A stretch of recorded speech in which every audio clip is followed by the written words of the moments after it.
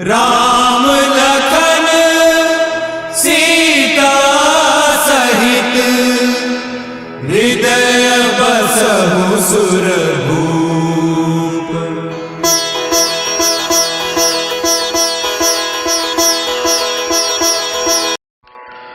ఒంటె తేరుపైన బంటుగ కూర్చుండి పోవ చూడమెప్పుడు పూజనీయ లొట్టి పిట్ట నీకు ఎట్టాయ బంట ముందు వర పవిత్ర గాత్ర పవనపుత్ర.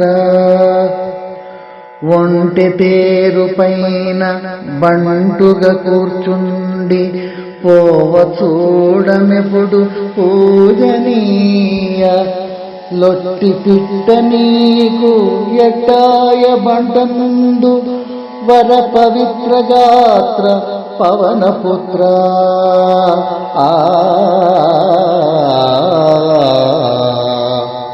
హనుమంతుడికి ఒంటె వాహనంగా ఉండేదని వాల్మీకి రామాయణం చెప్పలేదు, కానీ పరాశర సంహిత పేర్కొంది. పంపాతీర సమీపంలో అన్ని ఇసుక మేటలు ఉండేవి, నడవటానికి ఇబ్బందిగా ఉండేది. ఆ ప్రాంతాల్లో విహరించడానికి వీలుగా హనుమంతుడికి సుగ్రీవుడు ఒక ఒంటెను కానుకగా ఇచ్చాడు అని చెబుతారు. మరొక కథనం ప్రకారం ఒకానొక భక్తుడు హనుమంతుల వారిని తదేకంగా ధ్యానిస్తే హనుమంతుల వారు ఆయనకి ప్రత్యక్షం అయ్యాడు.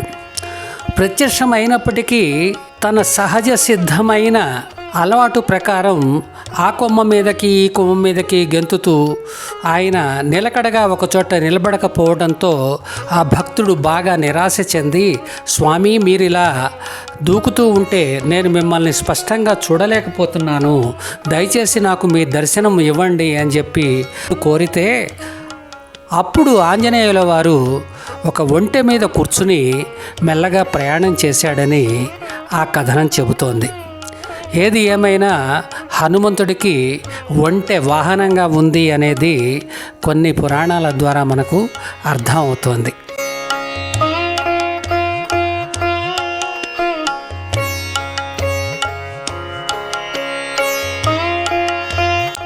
మరెన్నో వీడియోల కోసం మా ఛానల్ని లైక్ చేయండి, కామెంట్ చేయండి, షేర్ చేయండి, సబ్స్క్రైబ్ చేయండి.